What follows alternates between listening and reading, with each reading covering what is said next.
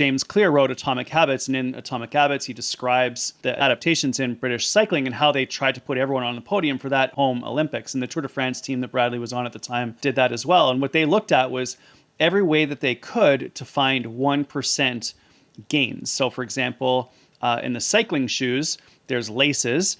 And so they found that when they put Lycra boots over the shoes, that the air flowed better over the laces. That was a 1% reduction in drag.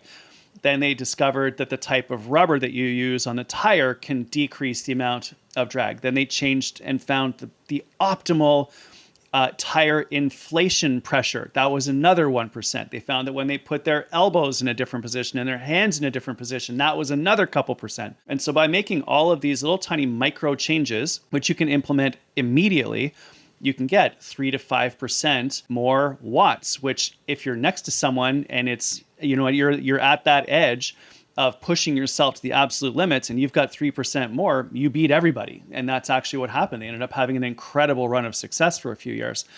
And I think that that's a great idea that we can all apply to our businesses.